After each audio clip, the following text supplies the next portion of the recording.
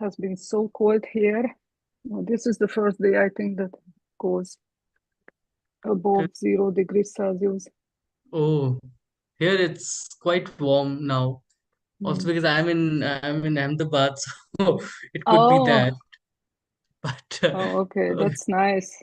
and today is Do you also live the there? India-Pakistan cricket match. Oh So my gosh, yeah. we are live on YouTube. Hello everybody, welcome to Karwan, the Heritage Exploration Initiative. And my name is Ishan Sharma. Thank you so much for tuning in on this Sunday evening.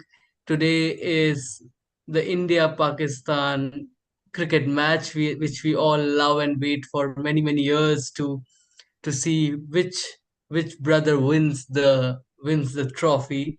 But to take out time for an academic discussion is much more fruitful than the cricket match, I believe. Thank you so much for those who have braved the cricket to join us tonight live on YouTube to talk about one of the most influential poets of Persian as well as Urdu, which we'll see in some ways, the transformations of the poetry that we'll talk about, the border crossings and exchanges that we'll talk about in today's session.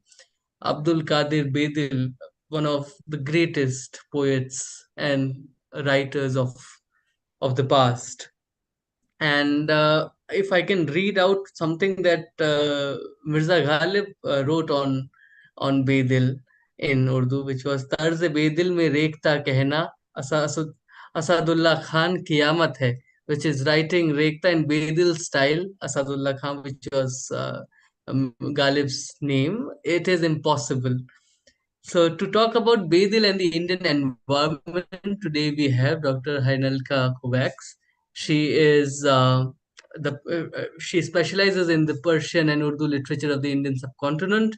She studied both Indian and Iranian studies at the ELTE University in Budapest, as well as Urdu literature at the Jamia Millia Islamia in New Delhi. She received her PhD in South Asian languages and civilizations at the University of Chicago, and her dissertation was on the poetry and mystical thought of the celebrated Indo-Persian poet Mirza Abdul Qadir Bedil, who lived from 1644 to 1720. Prior to joining Harvard as a preceptor of Urdu and Persian, she held postdoctoral fellowships at Stanford University and FTS Berlin, and worked at the Asian and African Department of the British Library. Thank you so much, Hainalka, for accepting this invitation. It is truly an honor hosting you, and we really look forward to the lecture. We'll have a Q&A session, friends, towards the end of the lecture, so feel free to send in your questions in the live chat that I'll be reading out to Dr. Kovacs towards the end of the lecture. Over to you, ma'am. Yeah, thank you so much, Ishan, for inviting me. It's really an honor to be here, and it's an honor to talk about Bedil, although I never feel adequate to the task. And you mentioned Ghalib and you mentioned Urdu poetry, but actually my talk is not going to address those aspects as Bedil's influence on Urdu poetry. That's a whole another ocean, a whole another ocean. So maybe in another talk or someone else can do it better than I. I didn't, as Ishan said, everyone knows Mirza Abdul Qadir Bedil, so I didn't really prepare a long introduction to his life because he doesn't need introduction, but I have a few words mainly pertaining to his relationship to the Indian environment. So before I start, I would like to share my slides.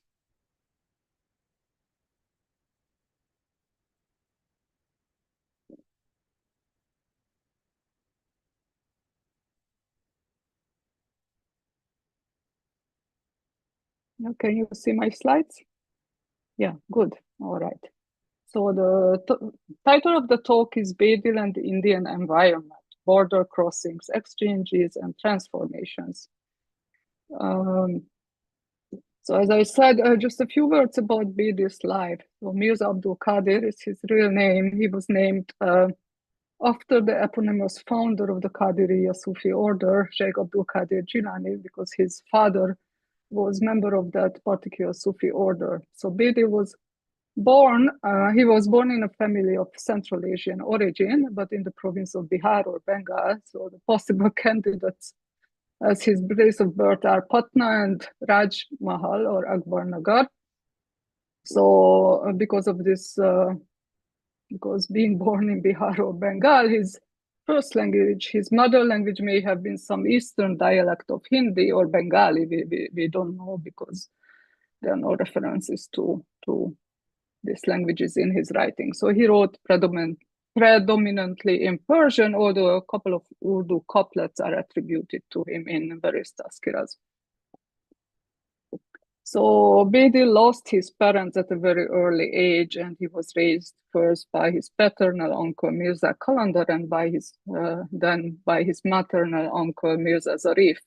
With both of the uncles, he traveled in the eastern provinces of the empire and encountered Muslim and Hindu mystics of different sorts, as he himself reports in his autobiographical work Chehar Unsur. At the death of his uncle at the age of 21, he set out to the capital Shahjahanabad or Delhi and lived most of his life there, except for a couple of trips to Mathura, Agra, and Punjab, Mewat, and Kashmir. So in Delhi, despite the long absence of Aurangzeb, the emperor, Aurangzeb literary life flourished. Bedil soon found a patron in Akil Khan Razi, governor of Delhi, and his son-in-law Nawab Shukrullah Khan. Especially with the latter, he developed a lifelong very cordial relationship. So both of these noblemen, Akil Khan Razi and Nawab Shukrullah Khan, were themselves practicing Sufis and notable poets. Akil Khan Razi was a member of the Shattari Sufi order, and in addition to composing several treatises on issues of Sufi thought and practice, he retold the story of Padmavat in his Shama-o Parvana, in the Persian work Shama-o Parvana, as well as the romance of Manovar and Madhumalati in his Persian Masnavi titled Mihroma. So Nawab Shukrullah Khan reportedly composed a commentary on Rumi's Masnavi, though in some sources it is attributed to Akil Khan Razi. He was also very much interested in the yogic practice of pranayama or breath control, as the Tazkira Miratul Khayal testifies. Actually, the author of the Tazkira, Sher Khan Lodi, inserts a whole treatise on the science of breath control.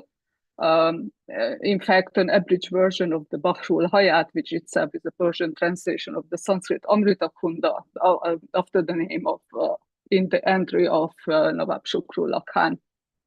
So we can kind of guess what sort of conversations would have taken place between Bedil and his friends, his patrons, on issues like breath control, doctrines of Sufi doctrines and Sufi practice.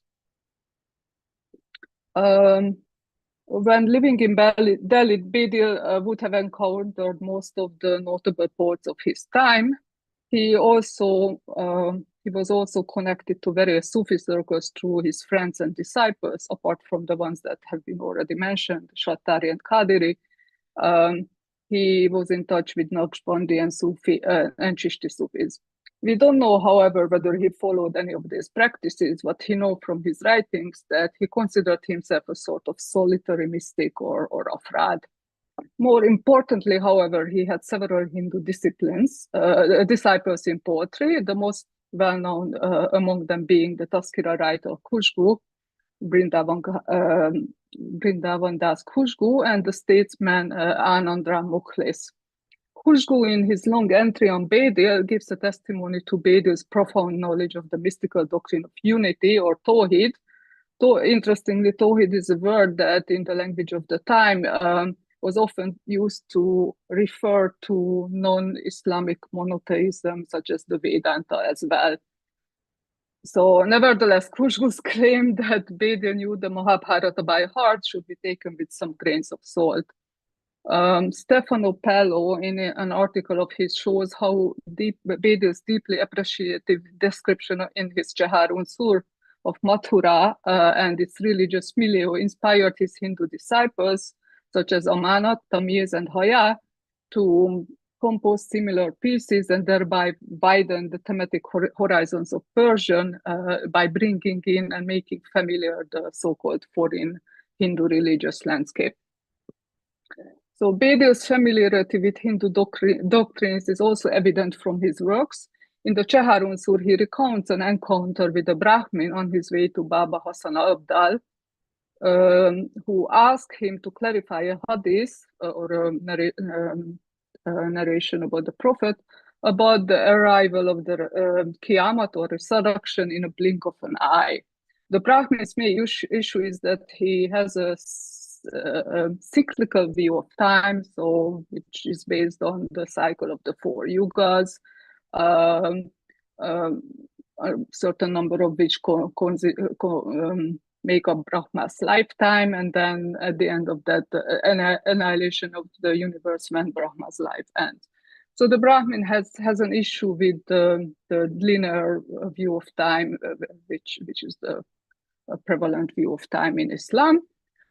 So he's not very appreciative of the hadith, which he considers a simplistic expression. And in addition, he thinks that it is very futile to focus on an obscure future or a hereafter when we don't even understand the cycles of time. So Bedil, however, manages to explain to him the notion of what a blink of an eye may mean with the concept of the relativity of time and with a reference to Vishnu, whose closing the eye causes the universe to be annihilated. So in this talk, in today's talk, I will focus actually on two of Bedil's Masnavis, the Muhit al-Azam and Irfan, specifically on two topics. One, Bedil's adaptation of stories from the Yoga Vasishtha and his discussion, and second, his discussion of Tanasukh or metempsychosis or the transmigration of the soul. So first, should have displayed this slide, Bedil's works. In the first part of my talk, I will focus on three similar stories in which the main character suddenly finds himself transported into an alternative reality, lives a different life for an extended period until through some unexpected twist, he finds himself back in his original life, only to realize that what he had experienced as long years took place within a few minutes. Two of the stories, the story of King Lavana and that of Gadhi Brahmin, originate in the Yoga Vasishtha, while the third story appears to go back to Islamic sources. We will talk more about this later. In my work, I'm mainly interested in the question as to what Bedil does with the stories, what kind of ideas he wants to express with them, and how they relate to the larger conceptual framework of his Masnavis. Can I have a moment just to pause it for a moment?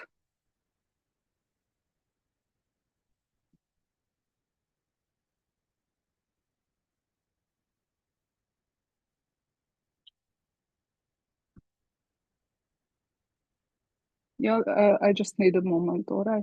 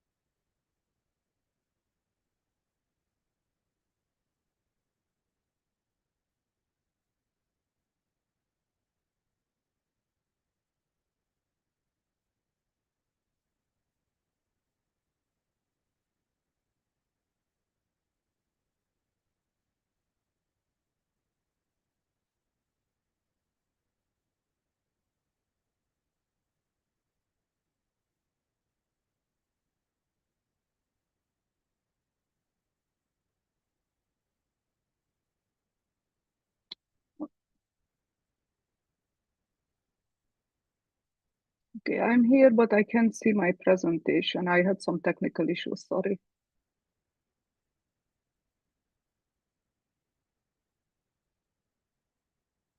Do you want me to just stop the share now and you would like to try it Yeah, again? can I'll you just hear stop me? the, yeah, I can hear you. I'll just stop the share from my end and you can reshare the PowerPoint. Yeah, okay, Can you do it now? that Can you will try? help.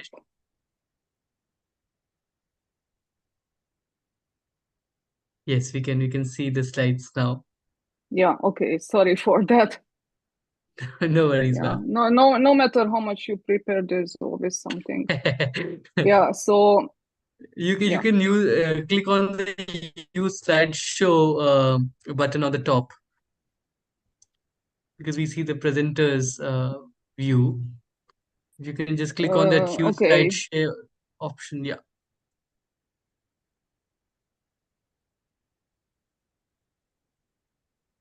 Yes, now? we can see. Yes. Yes. Yeah, there was a message popping up, so I could not see that. Yeah, all right. So I just began. So I was telling about that I will talk about three stories which are very similar in content. Two of them actually originate in the Yoga Vasishtha, while one of them has a different origin. We will talk about that later. And the second component of my talk will be the question of Tanasukh, or the transmigration of the soul, in the Masnavi Irfan.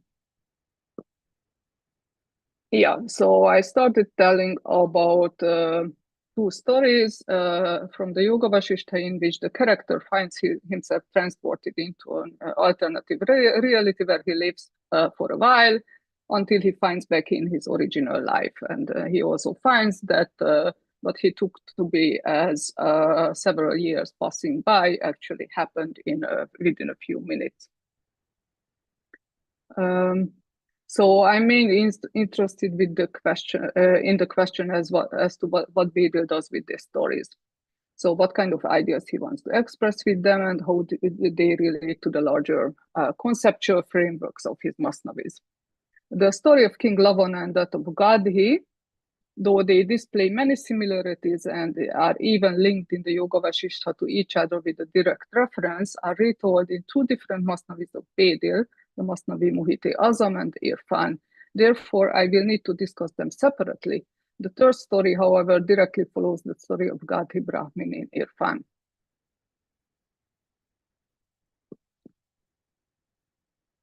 The Yoga Vasishtha, or more precisely, an abridged version called the Lakhu Yoga Vasishtha, a popular Sanskrit philosophical work in which teachings about the ultimate reality, the illusory nature of the universe, and the way of attaining liberation are conveyed through a series of interlocking tales, was well known in Mughal South Asia through a series of Persian translations, abridgments, adaptations that were prepared.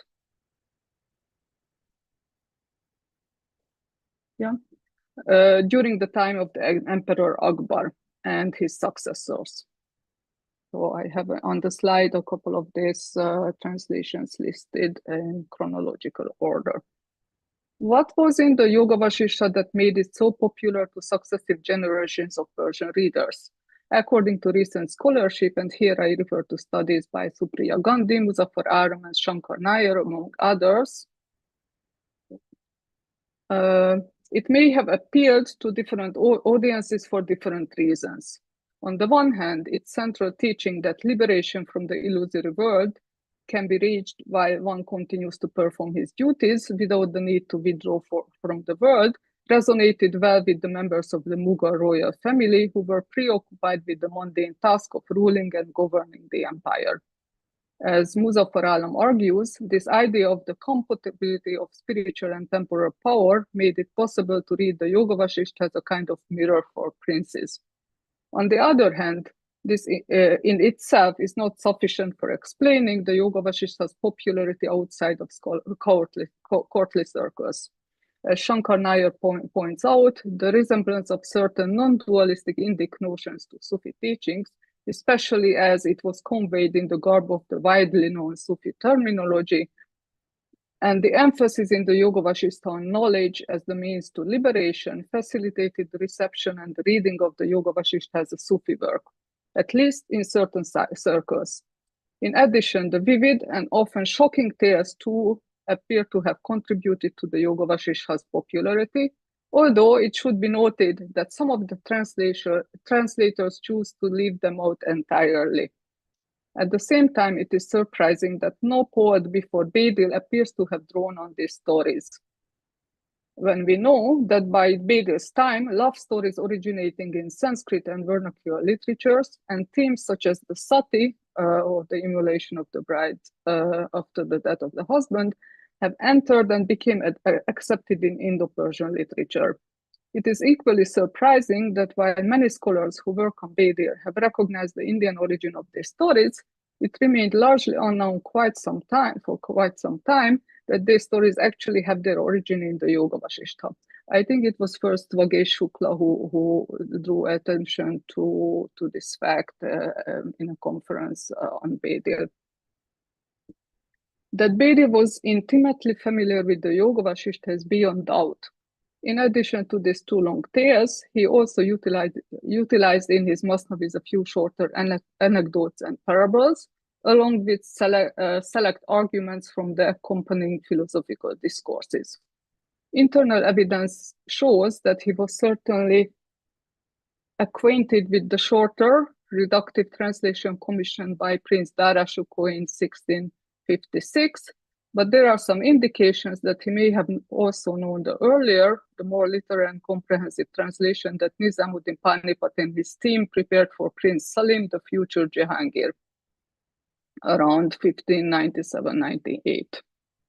While we can't exclude the possibility that Bedil may have heard stories and teachings of the Yoga Vasishtha orally in local languages, the maturity and the playfulness with which he uses the specialized Persian vocabulary and technical vocabulary of Sufism, especially that of the school of Ibn Arabi, for rendering Indic religious ideas, makes it quite certain that he had worked from a written Persian text or texts.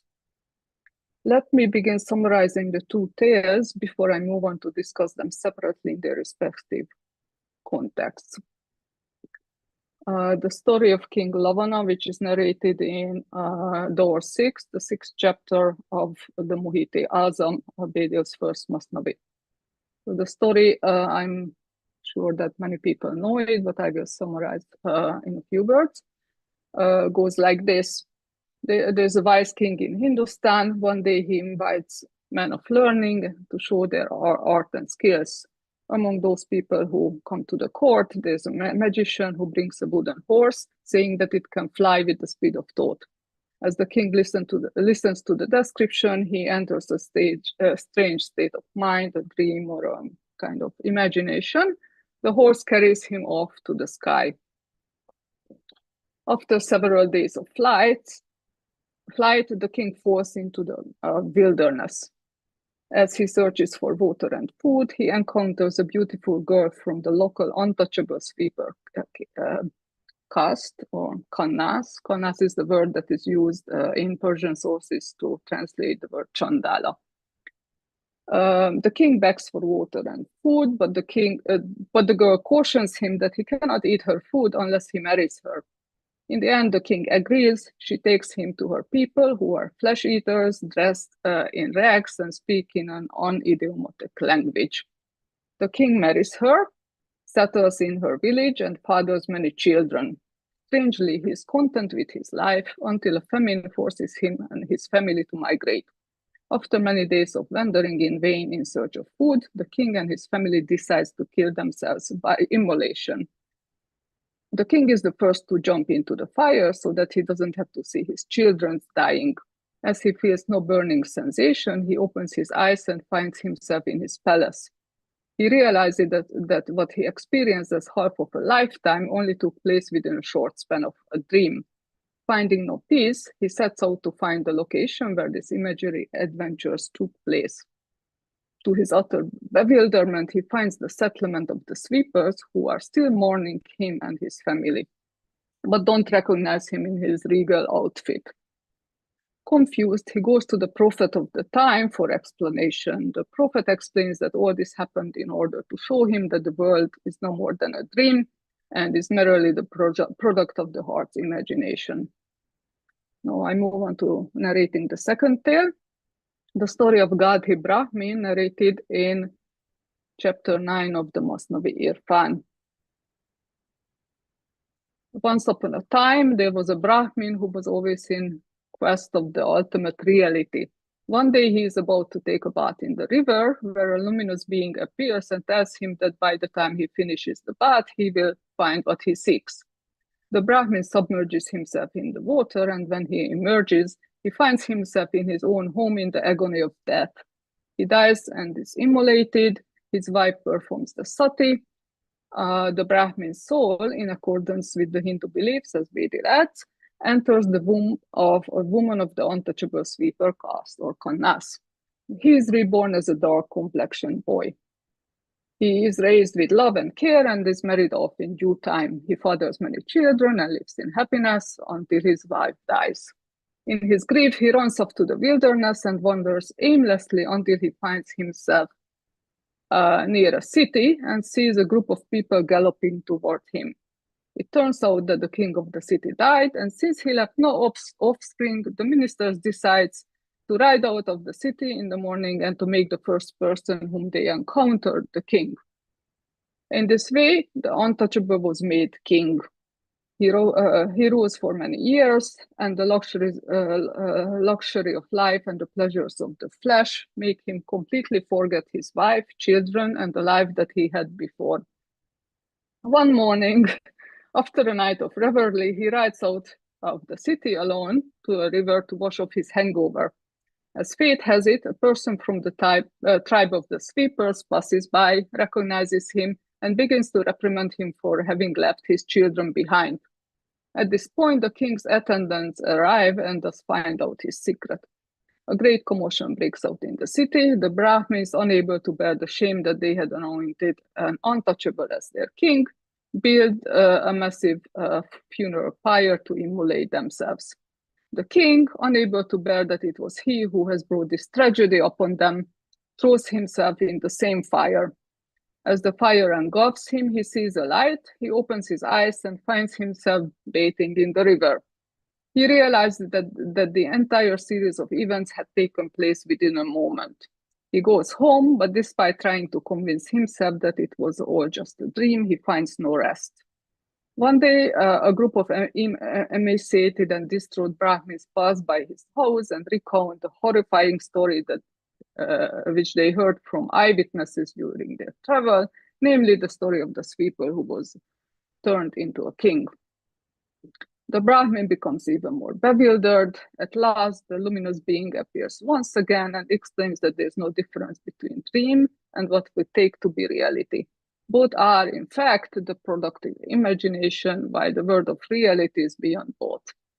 This is followed by an even stranger explanation. The luminous being takes the Brahmin to a man who is sleeping under a tree and tells him, "The sleeping man is the source of your existence. As long as he's asleep, you exist and experience the world. When he wakes up, you cease to exist." Then he takes him to another sleeping man and explains that the second sleeping man is dreaming the first sleeping man. In this way, a whole chain of sleeping and dreaming men, through this chain, the chain of illusion remains unbroken. When you wake up, that is when you understand that each form is a dreamlike result of someone's imagination, and in reality it doesn't exist, it will disappear. When the Brahmin hears this explanation, he understands that all that he experienced was just a dream. The many parallels between the two stories are notable and have been noted, as they are shown on this chart. When Bedil retells the two stories in the completely different generic and thematic context of a Persian Masnavi, and not one but two Masnavis, he necessarily makes many changes.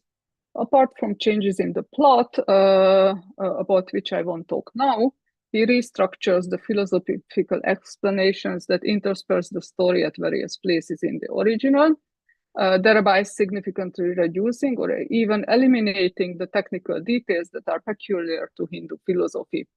The main idea that both the dream and what we take to be empirical reality are just an illusion, ultimately rooted in non-existence, while the absolute realities beyond both, however, remain central in Bedil's retelling, though, as we shall see, it doesn't receive equal weight in the two retellings.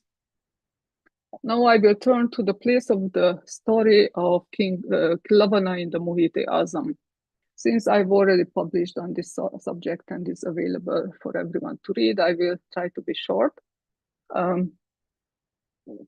In Bedil's retelling, the story is directly followed by an explanation given by the prophet of the time, an unspecified character with whom Bedil replaces the sage Vasishtha of the original text. Just as in the Yoga Vasishtha in Bedil's retelling too, the explanation moves between what we can call the objective ideologist and the subjective illusionist view. That is, the view that the world is a manifestation of the divine consciousness, but devoid of any reality of its own, and the view that the world that we perceive as objective reality is a mere projection of our mind. The tension between the two is never really resolved on the theoretical level.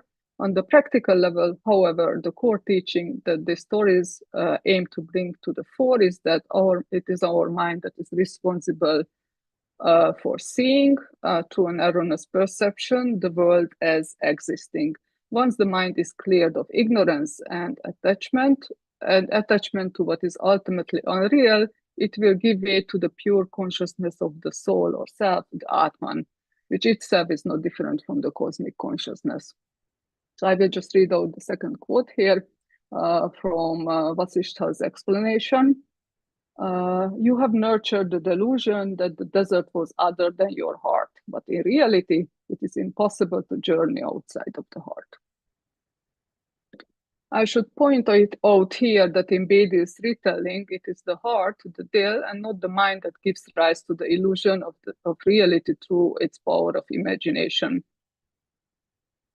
In this, he is simply following the choice made in Dara Shuko's translation to render the Sanskrit manas, or mind, as dil, or heart, a choice facilitated by the fact that in the Islamic worldview, the notion of the heart and the mind to an extent overlap.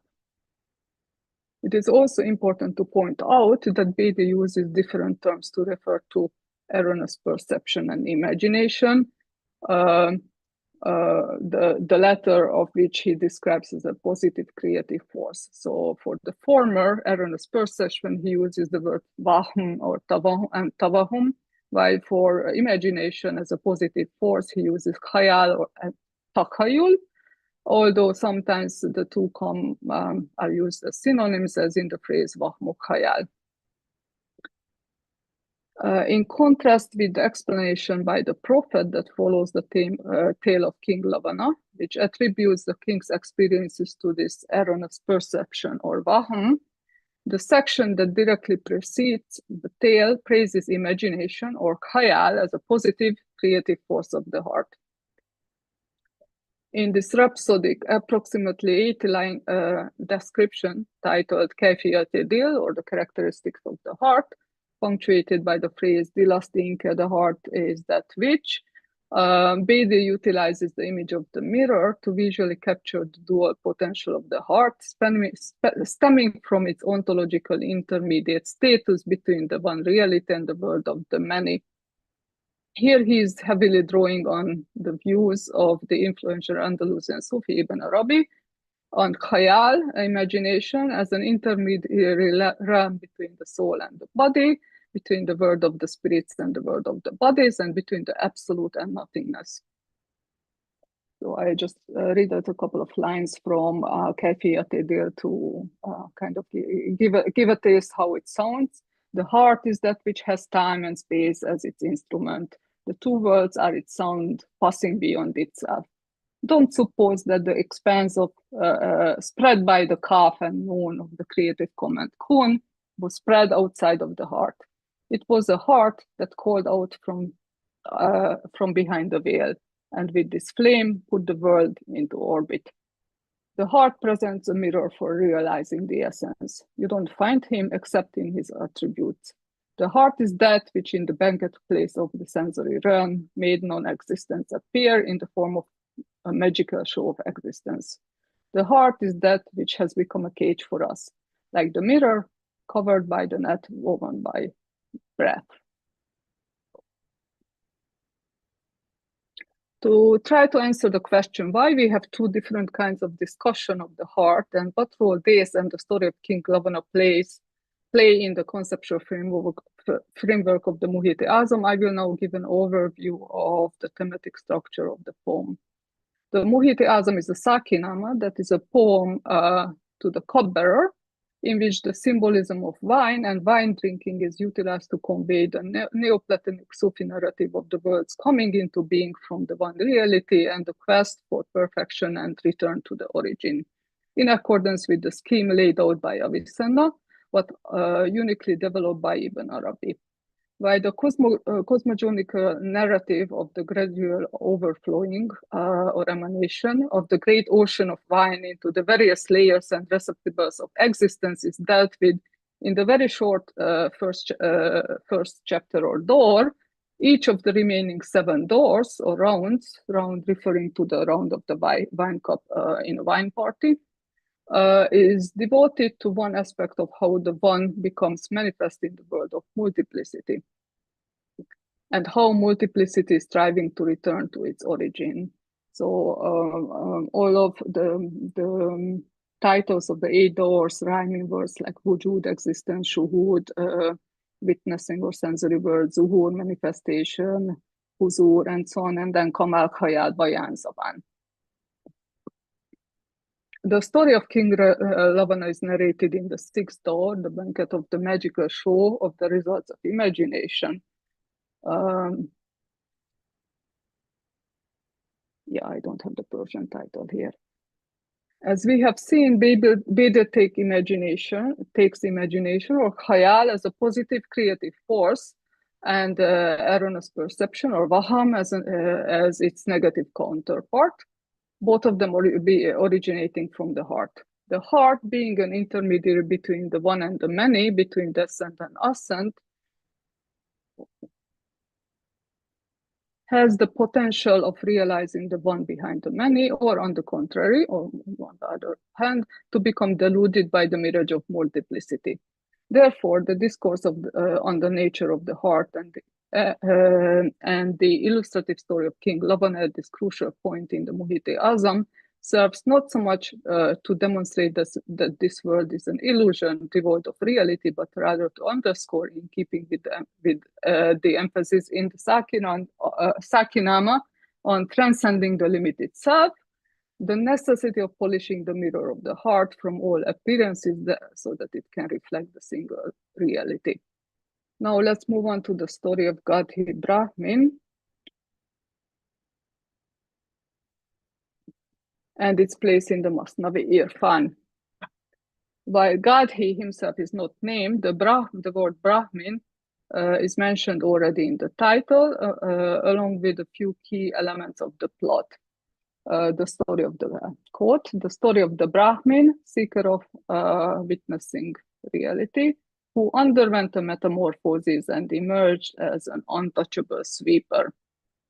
The word that I translated here on purpose as metamorphosis is tanasukh in the original, which as a technical term refers to transmigration of the soul or metempsychosis. As we have seen in the story, however, there are more metamorphoses taking place than just the simple incarnation, which actually, as it turns out, happens in imagination and not in reality. The idea that both the dream and what we take to be empirical reality are just an illusion, ultimately rooted in non-existence, while the absolute reality is beyond both, remains central in Bedil's retelling here too. In the words of the luminous divine being, explaining this to the Brahmin, it sounds as follows, quote, "It is non-existence that it has its shop open, trading in goods that do not exist. If it didn't open the shop of imagination, what would come out of non-existence?" from the majestic reality of the one who is beyond attributes. Neither the sensory became manifest, nor the suprasensory. In reality, there is no before and no after. It is one single breath from pre-eternity to post-eternity. However, since the thematic context in which Bedil retells this story is very different from that of the Muhiti Azam, the story is ultimately developed to a different direction. The 9th chapter of Irfan, in which the story of Gadhi Brahmin is narrated, is titled as the 9th design, all arts and sciences, ilm o funun, emerged from the workshop of the intellect. The title, however, doesn't appear to have much to do with the two stories that make up most of this chapter, nor with the discursive preamble that precedes them. It is not immediately evident either how this chapter fits in the conceptual structure of Irfan, which I have here on this chart. In a nutshell, the story is one of the, I believe, 9 stories that are narrated within the context of the frame story. The frame story is the following. The intellect or aql is bewildered, looks around and begins to ponder the origin of everything that it sees. Even when it understands that is the aql, the intellect, that everything proceeds from its own self, it doesn't get closer to finding the meaning of itself. Bewildered, it goes to the son for advice. The son tells the tale of a Gnostic who, before passing away, gives this advice to his 10 sons, namely that life is short, but everyone should seek perfection in accordance with his preparedness or capacity. The 10 sons eventually sit down to discuss how to proceed in this endeavor, realizing that due to their different capabilities, they will have very different ideas. Each of them tells his idea expressed in the 10 chapters of Irfan. That is, the path of perfection, according to the first brother, is being rich. According to the second brother, is agriculture. The third brother says it's trade. The fourth brother says it's learning and knowledge. And then the fifth one says it's philosophy. The sixth one, kingship, and then alchemy, magic or enchantment, and the ninth one, this is the chapter that we are in right now, is supposed to be arts and sciences, but actually that is not what we find here. Instead, the chapter is very much revolves around the concept of himmat, or high resolve, or spiritual aspiration. In fact, himmat was one of those things that inspired Bedil's, Iqbal's dynamic worldview, the dynamic worldview of Iqbal's philosophy. So Bedil here in the preamble to the story of Gadhi Brahmin contrasts himmat with qanaat, or contentment, which is a quality that in Sufi literature is considered positive and often listed among the stations of the spiritual path. Bedil, however, here uses the word qanaat in an overwhelmingly negative sense to refer to contentment with worldly life as represented by the various arts and sciences, professions, and occupations that he discusses in the preceding chapters of Irfan through the stories of the 10 sons, and briefly in this preamble as well. Since contentment with worldly occupations make one heedless of his own true self, it becomes an obstacle to spiritual ascent or mirage, to perfection.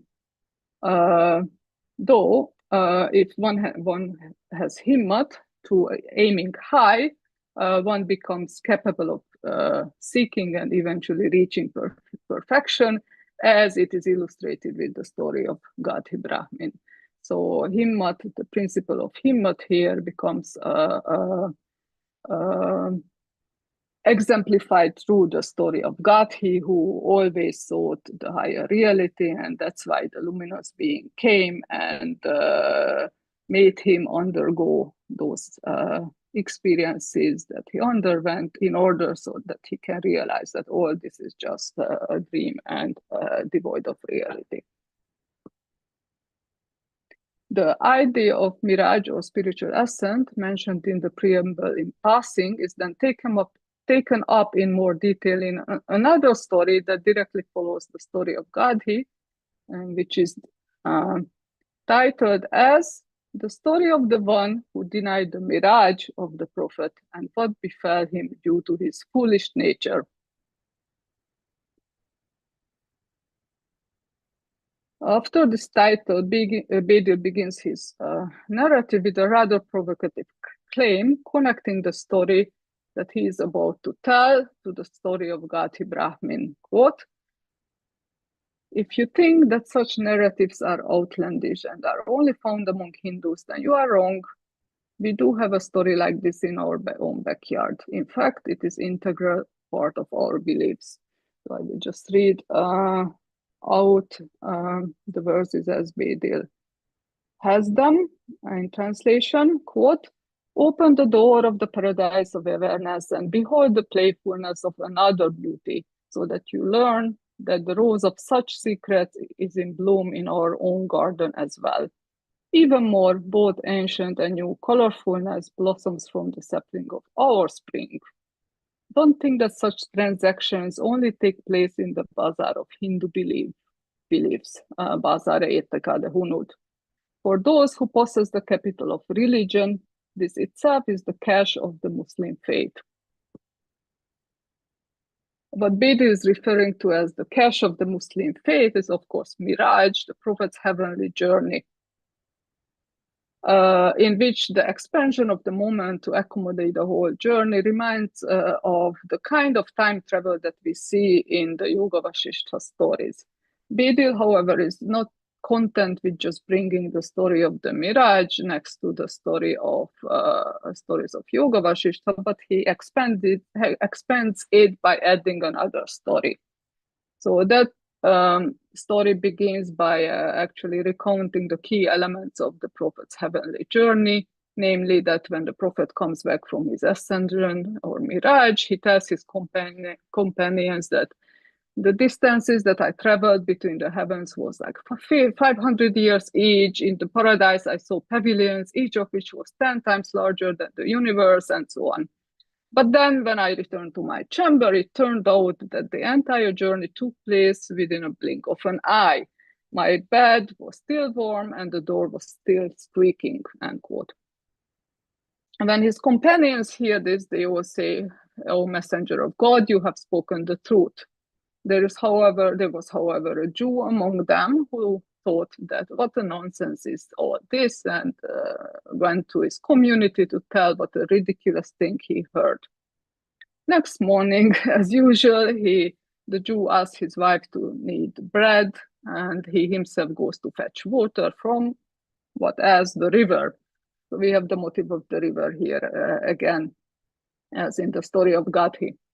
He wants to take a bath first. He plunges into the water, but when he lifts his head, to his bewilderment, he finds his male organs gone and female organs visible in their place.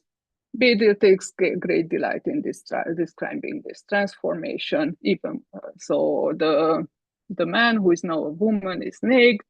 Washerman happens to pass by and brings some clothes to cover her. And then the Jew realizes that there is no point in telling the truth because no one would believe what exactly happened. So he makes up a story that she's a widow and the whirlpool carried her away when she was taking a bath. So then the washerman offers to marry her. She has no choice but to yield. They get married. They live together. She's helping her husband in his job. And then each year for 7 years, she gives birth to a child. Okay, so then one day as she is washing the clothes in the river, the soap falls from her hand. She jumps into the water to find it. And as she emerges, she is astonished to see that she has a male body. So now she's back to the male form. Bewildered, he submerges again and again and tries to get her real body back. That is what he thinks at that point, her female body. He sees his clothes and the jug on the bank, so slowly the truth dawns on him. He goes home, but he is unable to understand what happened. He nearly goes crazy. He breaks the jug, tears his clothes, and runs, wanders around naked. He keeps lamenting the loss of his children, that is the children that he had in his imaginary life as a woman. The wife thinks that he has some evil spirit cast upon him, so she tries to remedy it with some counter spells. And then the Jew begins to recover and begins to visit the prophet's assembly again. So in a few days' time, when he's in the prophet's assembly, the washerman, who was her husband in this imaginary life, walks in with her children, now his children, and recounts how he lost his wife. So he begs the prophet to find someone who could take care of the children. So agitated, the Jew rushes there and offers to adopt the children. So he wants to tell everything, but then the prophet beckons him that he should not disclose his secret, and that in fact it was his denial of the mirage that made him experience all this. So in the end, the Jew adopts the children and embraces the Islamic faith. So that's the end of the story. So as we see, there are several motifs that we have seen in the Yoga Vasishtha, which are also present in this story as well. The water or fire serving as a portal to an alternative life, the expansion of the moment into years and decades, the persistent feeling that the other dreamlike life was no more than just a dream, and the final bizarre fusion of the two shattered realities, the real life and the dream life. We may ask whether Bedil just made up this story to silence those who may have been objecting to his use of Hindu narratives in his Masnavis. However, it looks like Bedil he didn't make up the story. It looks like the story has antecedents in Sufi literature. So at least in Ibn Arabi in his magnum opus, the Futuhat Makkiyah, tells the short anecdote which he attributes to the 9th century Egyptian Sufi Zun Misri, in which several motifs of Bedil's story are present. And the bread baking, the main characters bathing in the river, he's being transported into a different reality, getting married, having several children, and the appearance of his wife and the children after he's back in his original life. There's no mention of the Jew, and there is no change of genders. This may well be the products of Bedil's imagination. What Bedil did was that he brought together the plot and the key elements of this story with the narrative of the prophet's mirage and its reception, messing up some facts along the way, as it seems, for the mirage took place in the Meccan period, while the interaction with Jews characterizes the Medinan period. But he wasn't concerned with such minor anachronisms. So the end result is a more outlandish tale than even the Yoga Vasishtha stories. But there is another possibility for the origin of the story that I've never thought of. At a conference where I presented on this topic, a colleague from India recognized the story as one of those that she heard in religious gatherings as a child. So whether the story had already existed in Bedil's time as an oral narrative, which he then took and embellished, or whether it was other way around, the story passing from Bedil's poem into orality, we don't know. And if any listener has any information on this, I will be happy to hear. Whatever the case may be, there's evidence that Bedil read the Futuhat Makkiyah, read that anecdote because he even reproduced in Persian some of the discussions which are in Arabic in the original. So in any case, by juxtaposing the domestic story of the Jew and the account of the Miraj with the Hindu story of God, Brahmin, Bedil achieves two things simultaneously. The Yoga Vasishtha story becomes a means to underscore the truth of the prophet's Miraj, and the other way around, the account of the Miraj, interlinked with the story of the Jew, serves to prove that such stories as the story of Gadhi Brahmin are actually within the realm of possibility. More importantly, within the thematic landscape of the Masnavi Irfan, both stories are invoked to underscore the necessity of spiritual ascent, also miraj. The two stories may in fact be considered parables of two different types of ascent, the involuntary and the voluntary. The Brahmin, Gadhi Brahmin, asks for knowledge of the real, and he's led to that realization by having been made to experience the unreal, the essential unreality of the world. The Jew denies the possibility of the prophet's ascension, but in the end, he is compelled to accept it by having been made to experience the relativity of time and the bizarre intrusion of a parallel life into his own. The element of divine grace too is apparent. In the end, both characters arrive to the same wisdom, willingly or unwillingly. In the context of the frame story to which Bedil returns in the next chapter, the 10th and the last chapter of Irfan, the stories underscore the moral that the only human occupation worthy of pursuing is the quest for perfection. And perfection lies in the realization that he has never been removed from reality. Paradoxically, the mirage of the drop is to fall into the ocean. Yeah. To conclude, in this part of the talk, I have tried to show how Bedil retold two similar stories from the Yoga Vasishtha in two different Masnavis to express a range of meanings in accordance with the larger thematic framework. Bedil, who in his whole life was preoccupied with metaphysical questions such as the nature of the soul, the power of imagination, the all-pervading reality of breath, and paths to salvation, found plenty of food for thought in the Yoga Vasishtha, which, as we have seen, has already been recast in the familiar Perso-Arabic terms of Islamic metaphysics and mysticism, thanks to the translation efforts carried out under the auspices of Dara Shikoh and others. At the same time, he borrows selectively, and that which he borrowed, he retold through the voices of multiple protagonists, the characters within the story, the outside commentator, who in the source text, the Yoga Vasishtha is Vasishtha, the specific character within Bedil's poem in whose voice Bedil retells the story, and finally, he himself, the commentator Bedil. The multiplicity of voices often make it difficult to distinguish where one commentator takes over from another, and to distill Bedil's own views from those expressed by different protagonists.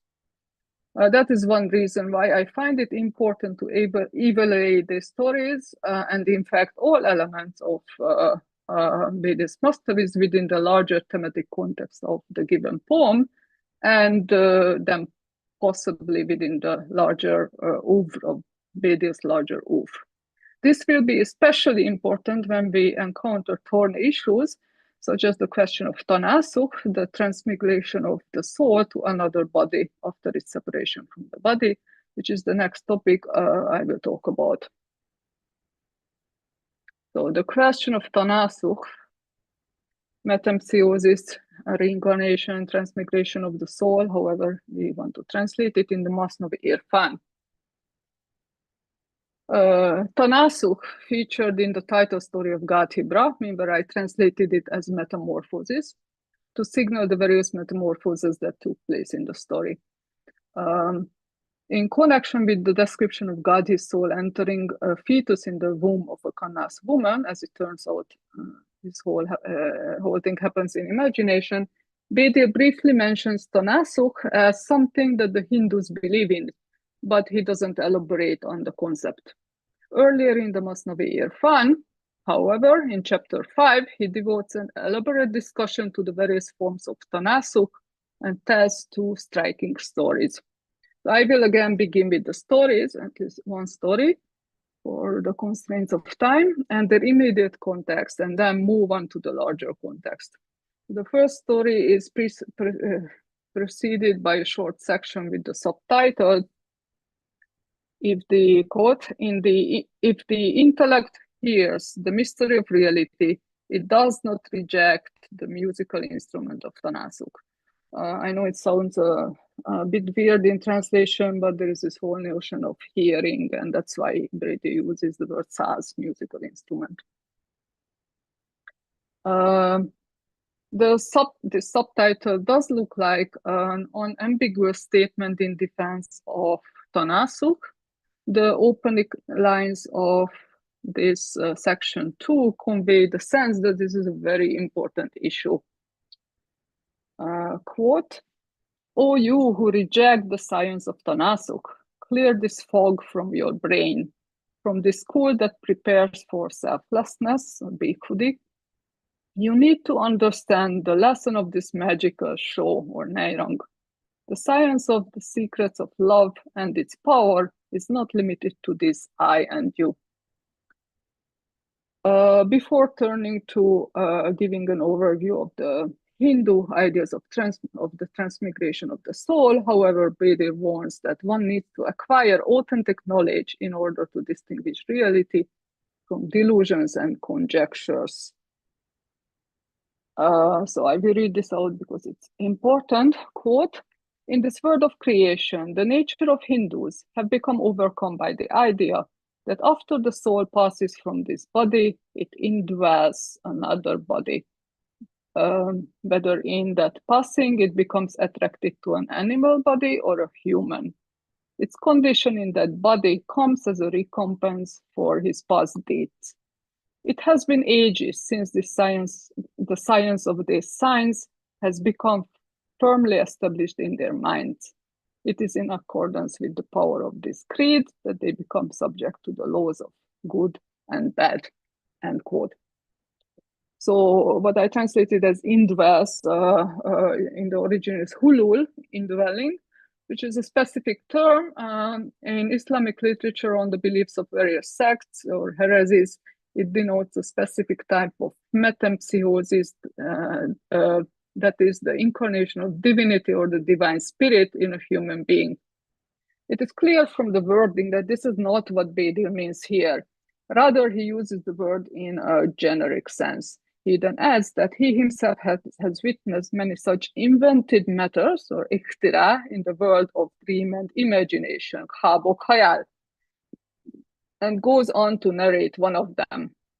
So the story, which I provisionally titled as the story of the crow, is about the father of a Hindu with whom Bedil became friends in the south. During his travels, when this man, the father, would wash himself after the calls of nature, a crow would appear and drink from the water that he had used. If the sand soaked up the water, then the crow would dig its claws in it and bring the wet sand to its beak. It would follow the Hindu for many days and nights and cry plaintively. One day, the man could not stand it anymore and brought the matter to the ascetics who were well versed in what the Shastras, this is actually the word that Bedil uses, say about the change of forms and the influence of the past deeds on the body. They found that, that is the Shastris found that according to the Shastras, whoever dies with the burden of death on his shoulders is reborn in the form of a crow who is tormented by thirst. Every kind of water would turn for them to be a mirage, except for the water left by the person who had been his creditor in his past life. That is why the crow keeps following him, and its sad cry, in fact, is a petition for forgiveness of the debt from its past life. The Shastris then advise the man to declare aloud for the crow that he forgives the debt. When he does so, the crow disappears and is never seen again. In the short account that follows the story, the Hindu view of how after the dissolution of the connection between the body and the soul, the properties of past deeds necessitate that the soul attaches itself to another body and then another body until it reaches salvation is described. There is, however, no further discussion of the question whether a human soul can only transmigrate to a human body or also to a body of any of the lower species. Instead, the practice of sati is explained in this context as, and I read out these two quotes, women are created from the inside of man and attract the results of the deeds of the single substance, Johari Fard. The woman who has no intimate companion aside from her husband does not reach salvation until she burns together with him. The touching story of a 7-year-old girl whose bridegroom dies before they could start to live together and who is then driven to commit sati by an unshakable inner certitude that she is one with her husband deserves to be compared with other treatments of the theme of sati in Persian literature. Due to the constraints of time, however, I need to turn to the context in which Bedil's discussion of Tanasukh takes place, namely the 5th chapter of the Masnavi Irfan. So I'm moving back to the beginning of the chapter, which is titled as the 5th way, namely that from the instrument of deeds is the banquet adorning wisdom of imagination. So in short, this refers to the instrument of deeds is karma, which and its effect on what happens in the posterity or afterlife. However, there is a variant in manuscript where instead of khayal, we have kamal, so we can think about which one is the right word. So this chapter is devoted to discussion of hikmat or philosophy as the means to achieve perfection. So hikmat technically is usually used in Islamic writings to refer to the Greco-Arabic philosophy, but in many instances it can be simply translated as wisdom. If we recall the frame story, this is the path that the 5th son of the old Gnostic proposes as the path to reach perfection. And as such, it directly follows the 4th son's presentation of learning and sciences as the means of attaining perfection. The 5th son naturally wants to outdo his brother, so he introduces hikmat as both the basis for all knowledge and as encompassing all knowledge, and connects it to the divine name Hakim, the wise, through whose eternal wisdom the manifest word is brought into existence through a series of emanations. The scheme of emanations, which is largely based on the Islamic Neoplatonic scheme, but is complicated with certain ideas from Ibn Arabi's philosophy, is described in more detail elsewhere in the Irfan as well as in other works of Bedil. In this chapter, Bedil focuses on the 3 mawalid or kingdoms of created beings, that is the jamadat, nabatat, hayvanat, or the minerals, plants, and animals, each of which successively manifests a higher share in awareness, culminating in the most perfect of creation, that is the human being. Awareness in Bedil's view is intimately connected with the degree in which each kingdom of creation manifests the divine breath that brought it into existence, and which finds its highest manifestation in human speech. The idea refers back to Ibn Arabi's idea of divine breath or nafas-i rahmani, and it's one of the key concepts in Bedil's thought as well.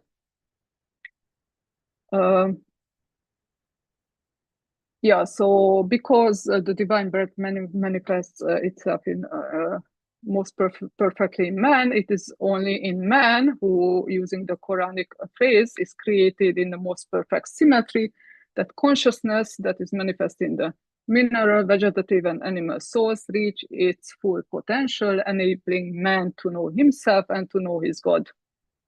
Blending the Abyssinian account of the 3 kingdoms with Ibn Arabi's theology of the divine names in the following short section on the connection of the body and the soul, titled The Characteristics The characteristics of the connection between soul and body, which cannot be undone until post-eternity. Bedil puts forward the view that the properties and effects of the divine names, that is the outward-looking aspect of divine reality, can only be manifest through the world of bodies, that is the sensory world. In this respect, the sensory world can be conceived of as a mirror through which the divine reality can be witnessed. What is true on the macrocosmic level is also true on the microcosmic level, that is the human being, in whom the divine names become manifest in their most comprehensive form. The most significant aspect of this account, however, is that despite the lengthy depiction of the body's composition and growth with very mundane sensory images, the account posits body and soul as inseparable aspects of the same divine reality. We will have to see what bearing this may have on the notion of tanasukh, the discussion of which, at least according to the subtitle, which begins in the section that directly follows this one, and not with the one which I began this part of my talk. The subtitle translates something like this: my natural disposition, fitrat, which is a candle holder of verification, lights the candle of the secrets of tanasukh. So we have tanasukh here again, and then begins with narrating. I won't read out this whole thing, just summarizing that Brahmin basically in the fire temple of imagination comes to tell this story. And the story is that the world is so agitated and is busy to prepare the form of man. Each created being of the world, in accordance with its own preparedness, is guided by the passion of a particular spiritual aspiration to attain the human form. And then he says that the distance of creation from the realm of perfection has three kinds: rask, fask, and mask. It is in those mineral, plant, and animal kingdoms that are flipping their wings with so much palpitation. Until the destination is reached, the wayfarer cannot avoid the pain of this pursuit. So these three terms, rask, fask, and mask, that Bedil introduces here, appear to be technical terms used in post-classical Islamic philosophical and theological writings to refer to various forms of metempsychosis. The fact, however, is that, that even Edward Lane, the author of the Arabic English lexicon, took the definition from a marginal note next to the entry on tanasukh in the copy of Jurjani's Kitab al-Tarifat, or Book of Definitions, indicates that these terms were not widely known.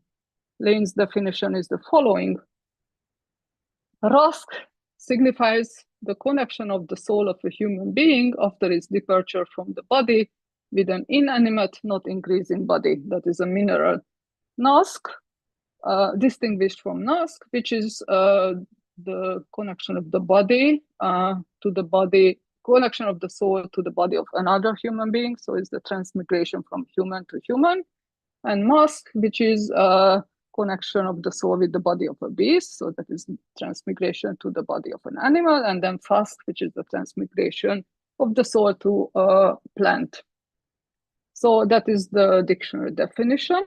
But when we look at Bedil's about 100-line long description of rask, fask, and mask, it is clear that this is not what he means by these three terms. Instead, he uses these three terms just as he defines them in the beginning.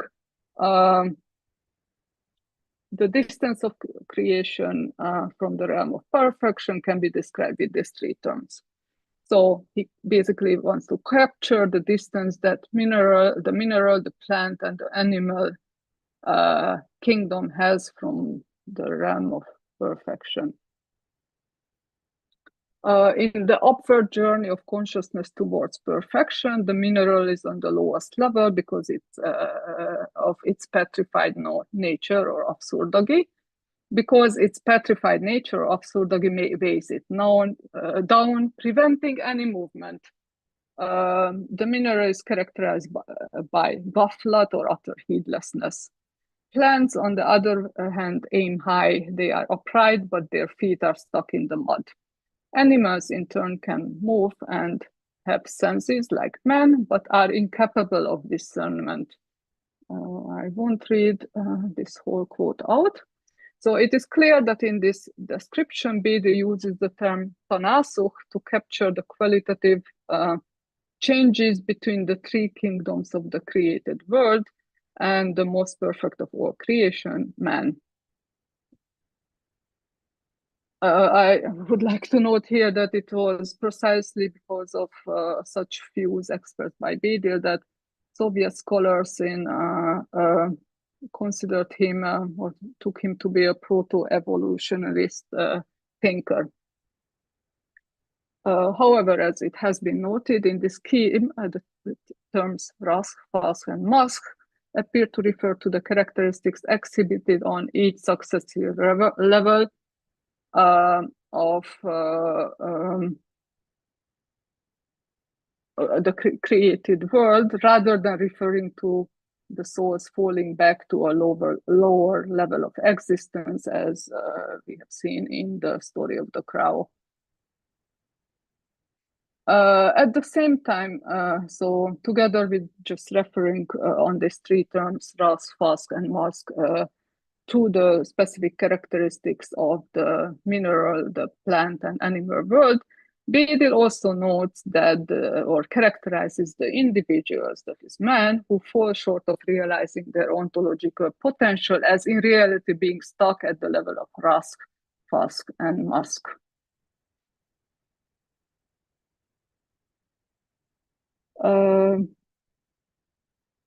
By the scheme delineated in this chapter conveys an overall sense of a gradual progress toward perfection in the manifest world. Much less has been said about how exactly this perfection can be attained. The concluding lines of this section, which posit tanasukh as the means that makes the achievement of or attainment of perfection possible, however, bring attention to the necessity of passing beyond the self, so that one can move on to a higher stage on the way of perfection. And I will read part of this description. Each being needs to pass beyond the self. In the spotlight is negation and affirmation. When a mineral passes beyond the state of stone, it receives mandates for the world of growth. When negation emerges from the instrument of plant, it affirms the beauty of the animal state. Here, one needs to pass beyond one's nature. One needs to be immersed in realization. Until their feet reach the state of human being, fire is cast in their veins and feet. And then, most importantly, who would help them reach their objective other than tanasukh, who would come to give them justice? So it seems that here Bedil uses the word tanasukh to mean a qualitative transformation of consciousness between the three kingdoms of existence. How exactly such transformation can happen between created, the various levels of created beings that do not possess free will is not explained here. It is, however, at this point that he proceeds to give an account of the Hindu views of metempsychosis with which I began this part of my presentation. To see how these two accounts are related to each other and to the larger context of the Masnavi Irfan, let's move to the closing section of this chapter. The closing section of the whole chapter 5 of Irfan is titled, quote, "How astonishing fruits does the Lord Tree of Knowledge have, that in each place it has a different spring." The section begins just as we have seen in the story of King Lavana by naming the heart as the originator of all the magical display. Consequently, all knowledge, whether it is certainty or something just mistaken for knowledge, has its origin in the heart and serves as a guide to the possessor of that particular view. Quote, "The root of all true and false is one. There are many paths, but one destination. Whatever ways and modes of knowledge become manifest, it is not possible for comprehension to encompass it. All these paths, and not All these are paths and not the destination, but the wayfarer is not capable of distinction. Here, while Bedil affirms that there are many paths to the same destination, he blames people for mistaking paths for the destination. He names the Hindu view of Tanasukh as one such path, reasoning that if the transmigration of the soul were true, then it would be a commonly held belief in the world.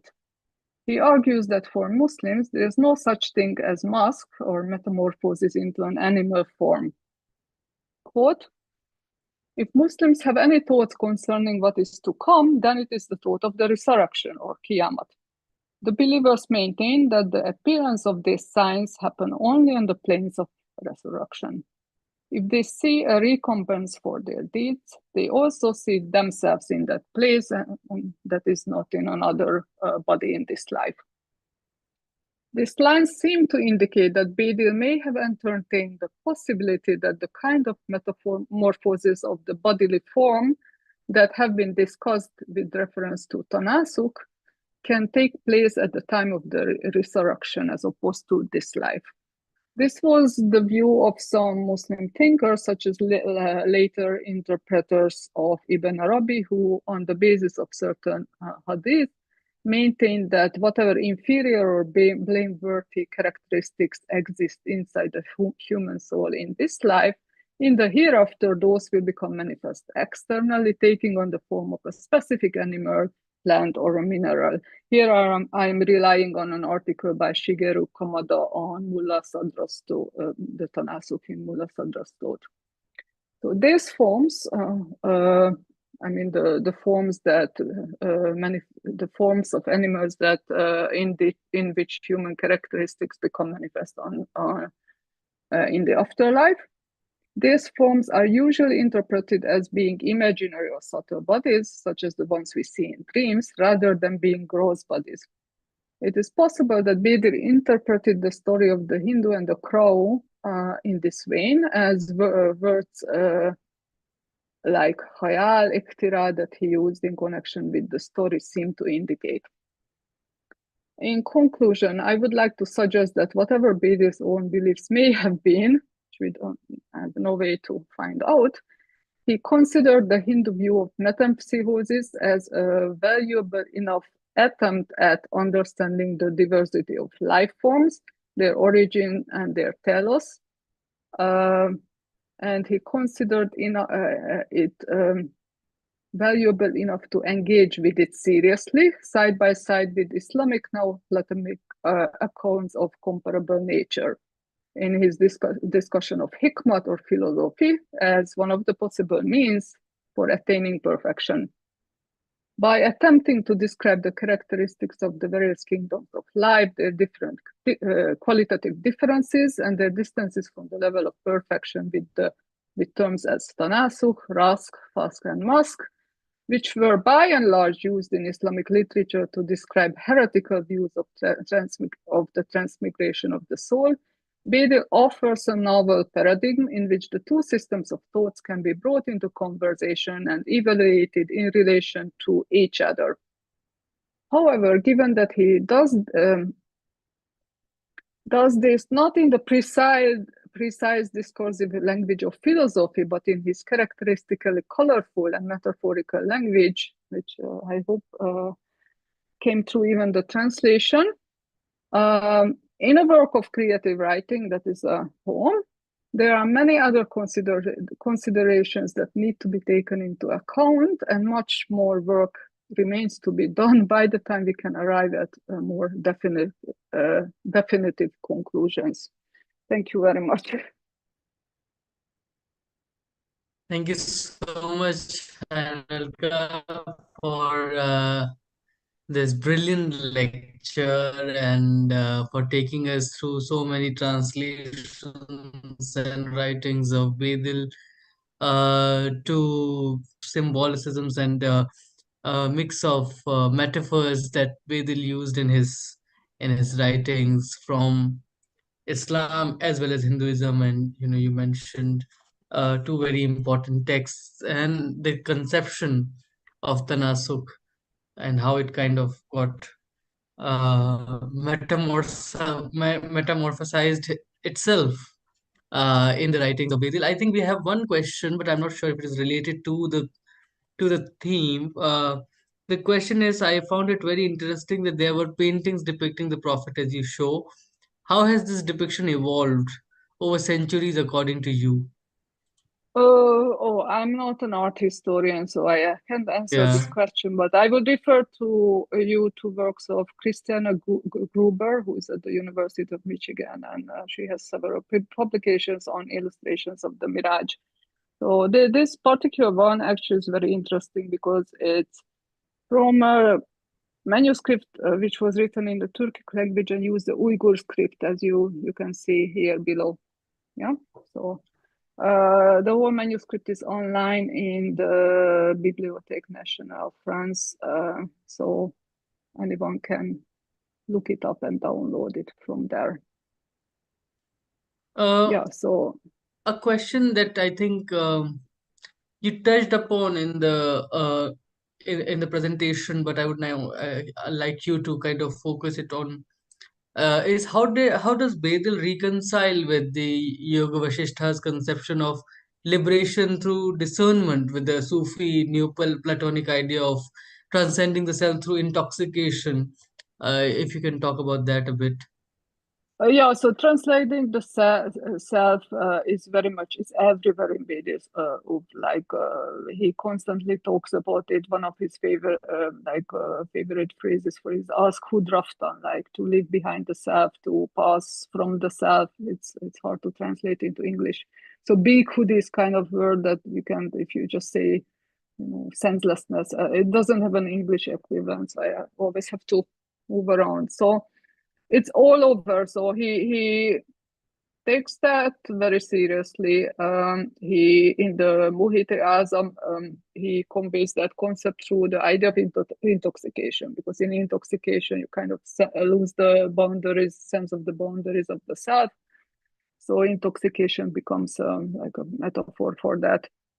But in other works in the, like, it's there in the Irfan as well, but the context is different. So here he talks about the aql, so there's more of a rational um, attempt at embedding his discussion in the philosophical discourse of the time. But it is there everywhere, and I don't think, I mean, that this is one of the concepts that is also, as we know, is also there in Islamic mysticism. So for him, I don't think he perceives it as something different perceives the Yoga Vasishtha's concept of transcending the self and liberation as something different.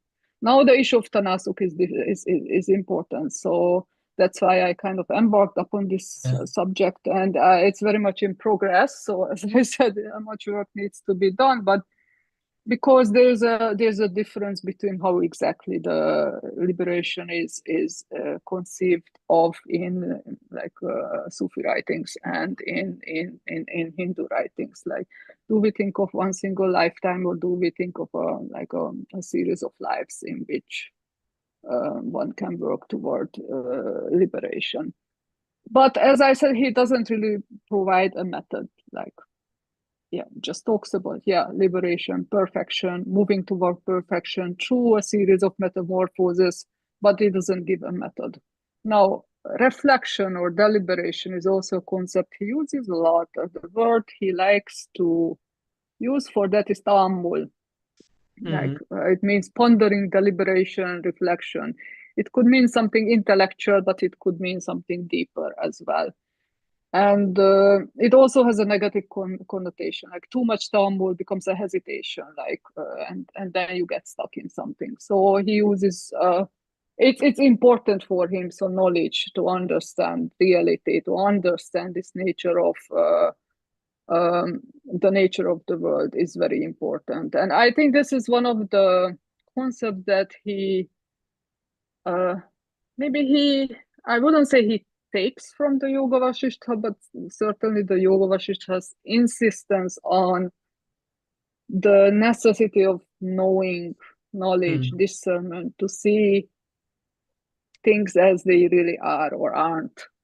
I think this is insistence of the Yoga Vasishtha certainly had an impact on him. As I said, he uses a kind of flowery metaphorical language, and predominantly the Arabic Persian vocabulary. It's very hard to actually pinpoint what he takes from where. I can follow in some instances, like when I worked on the stories from the Yoga Vasishtha, and I looked also at the discourses that interrupt the story in the Yoga Vasishtha at various places. So I try to follow what he takes from those and how he places them into the new context, and that is what I was trying to tell with relation to the story of King Lavana, and I think mainly in relation to the story of King Lavana, that he takes some of the ideas.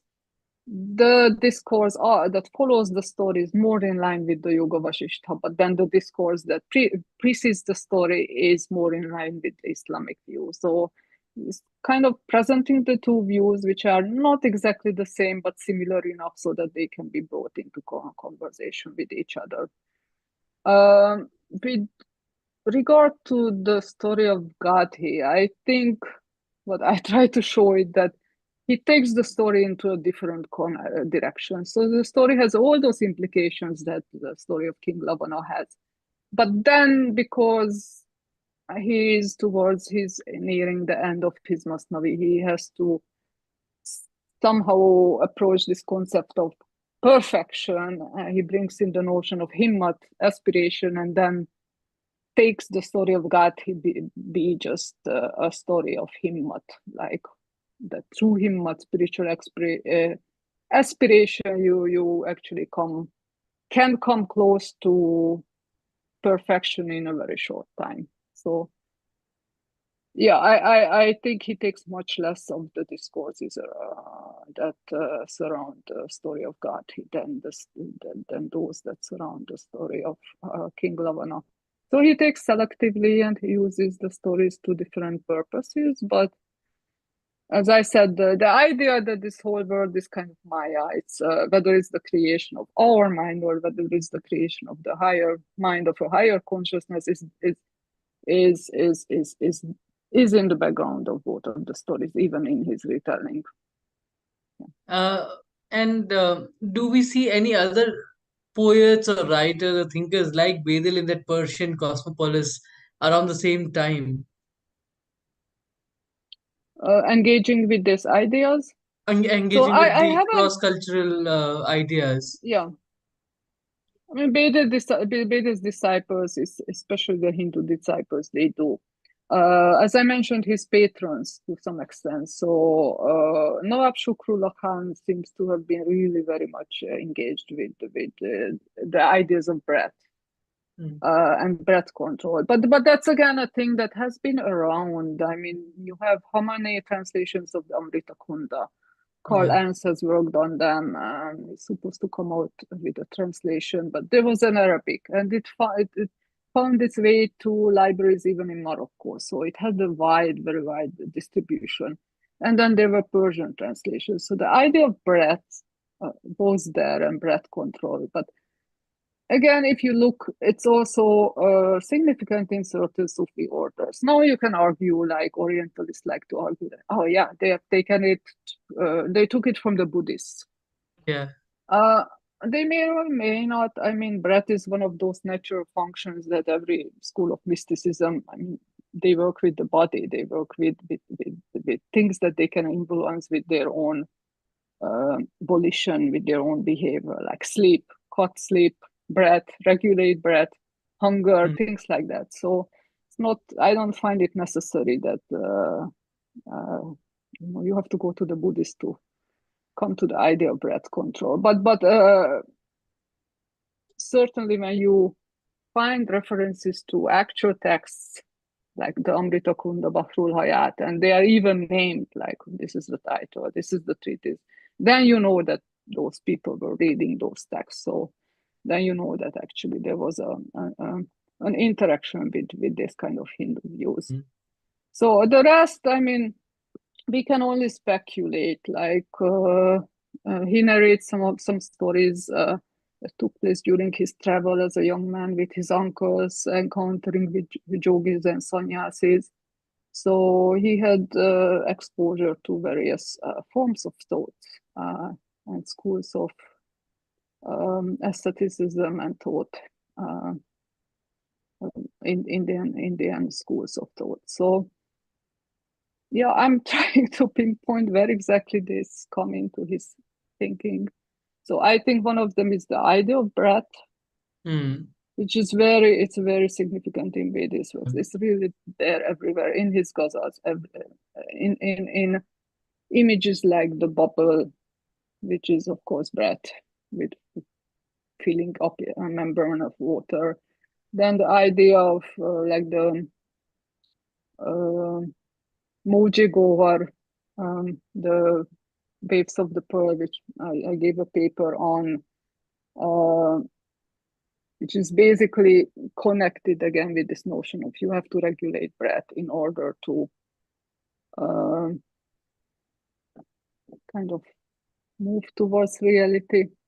And but at the same time, as I mentioned, he takes a lot from Ibn Arabi's concept of the divine breath and how the breath manifests. So if you look for the theoretical foundations, really that Ibn Arabi's idea of the breath, because that you can pinpoint, that you find, you can see in the terminology, you can see in the whole system that he conveys. But then occasionally you see something which, hey, this is not exactly that. So he may have taken it from some Indian sources. So it's quite difficult. Yeah, in the Cheharun Suri, he has in a very short, very dense passage, he has a whole classification of breath as it becomes manifest in like what I was talking about, the minerals, plants, animals, and human beings. And it's also correlated with colors and various things. So I had a chart, I wanted to include it, but it was a system different from what actually he has here. So I don't know, it would be confusing then. So because the correlation between the elements and the breath, the level of breath that the certain species exhibit it was different in this description that I worked on from the Irfan. So in the end, I didn't. And I showed that chart to scholars who know more about both Sufi thought and Natyu, the kind of system of Nat yogis, and could not recognize this. So I don't know where it comes from. So I think we have to read more. Might have to go into like Shattari sources. Because as that's why I mentioned in the beginning, he was connected with Shattaris, he was connected with various sources of Sufis. So I might at some point find where his sources, where he has taken these ideas from, but it's really complicated. So yeah, and I'm sorry if it wasn't as clear as I thought it would be. I tried to kind of simplify things to show how he works from and puts side by side different sources and attempts to bring them into conversation. But yes, I admit that it can become quite complicated. No, And Bedil is an interesting. You read it once and then you don't really get it. You read it twice, you read it a couple of times, and then you have to go back to the larger framework. You have to go back to preceding chapter after, you have to go back to the frame story. So and at some point you start to like recognize a kind of structure and a line of thought. Until then, it's just you are lost in the middle of all sorts of weird things. No, that's why Bedil is an interesting poet, and Ghalib considered him his master because of a reason. Yeah, for us, for people like me, even Ghalib is such a difficult poet to understand, and this is his master. So it's very interesting to get into the language and the metaphors that you kind of showed us today. I think we'll definitely Yeah. have another session on Bedil. We must have another session on Bedil in in the coming months Yeah, as you. I just want to comment on that. So I taught, when was it? Last year, I think last year, I taught a course on Ghalib. So we were reading Ghalib in Urdu, and I had a selection of various poems, you know, the simple ones, and Yeah. then the most famous ones, and some of the more nazuk khayali, imaginative ones that in some of those I could really see Bedil's influence. I mean, it was absolutely clear. Some others uh, I'm not sure. I think Ghalib does his own there, but so the basically my observation was that Ghalib's, you know, the poems that students, even like whose mother language is Urdu, really Yeah. enjoy, and the poems on which Ghalib's fame rests are not his Bedilian poems. So Hmm. those are the poems that use really the Urdu idiom and work with the various possibilities of the Urdu idiom to convey a whole range of meanings and the peculiar Galibian wittiness and all those things. Those are the ones that students really appreciate. Yeah. And then I had poems like there was a beautiful poem I really enjoyed, the Moji May, which the Radif is Moji May, the wave of wine. And it is just such a fantastic poem. And I was reading, and no one is like, it was also mid-semester, so students were tired. But so how come you don't appreciate this kind of poems? And they were just looking at me like, no.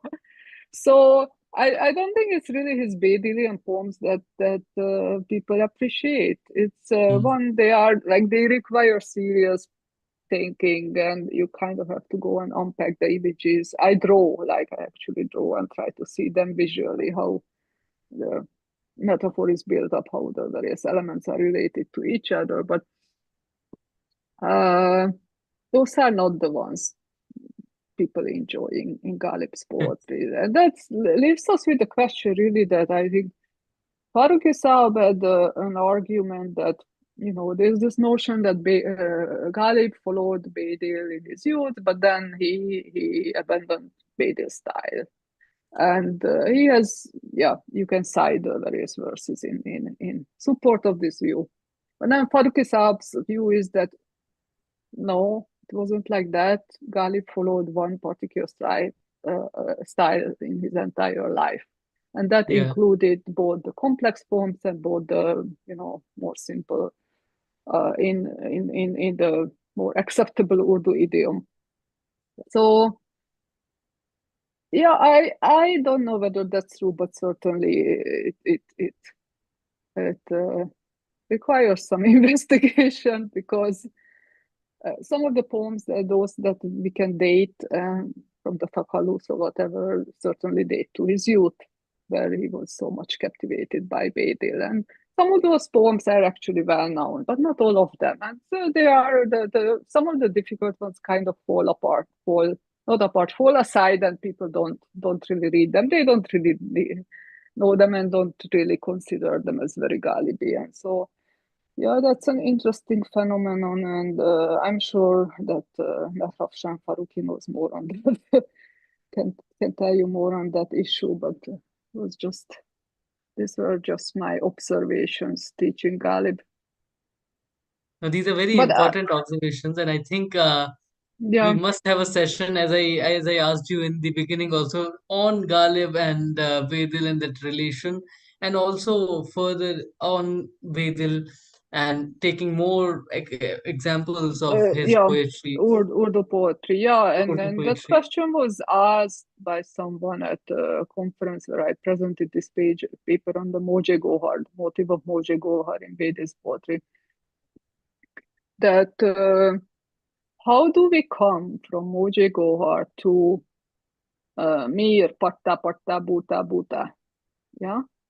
Uh, and I think my reply was that actually, if you look, not necessarily in Mir's poetry, but Khaja Mirdad, who is again a poet who's quite imaginative, or Nasik, or there are certain Nazuk Khayal poets who in whose poetry you see those Bedilian images, elements, much more than in the poetry of others. So it is there, I think. But one explanation may be that when you like take elements from Persian poetry into another language like Urdu, it's not a smooth process to actually come up with an acceptable way of conveying them in the different linguistic medium. Yeah. So maybe that's why certain poets took certain images that captured their imagination, but not other images, and certainly not in the kind of density that Bedil deploys them. But yeah, I keep finding Bedilian elements in Urdu poetry, but it's not something that immediately would be visible. I think Moazzam Farooqi has an article in an old volume, Bedil's influence on Indo-Persian and Urdu poetry, and there he gives some examples of poets who appear to have taken from him. Great. Yeah, and we'll see if we have any questions in the live chat.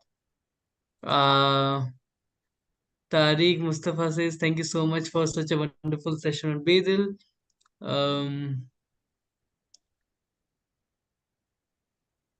I think we don't have any questions anymore, but those who are watching us can always email us those questions on karwanheritage@gmail.com, that we can always forward to Dr. Kovacs, and she can get back to you via email, which is the easiest way to engage. And but we are very thankful to you, Dr. Kovacs, for taking out time to deliver this lecture, and I hope that I hope that host you again very soon on all these themes, and keep the conversation going on Karwan. Yeah, thank you so much, Ishan, and it was my pleasure. And I hope that at least, if not the technical discussion, but the stories kind of arouse the curiosity of people and who would want to go and read more Bedil. If I achieve that, then I'm already happy. So Thank you so much, ma'am, and thank you so much everybody for joining us on this evening. I think India has won the match. I just got the oh, news. okay, So yeah, good. congratulations to all the cricket fans, and thank you so much, everybody, for joining us this evening.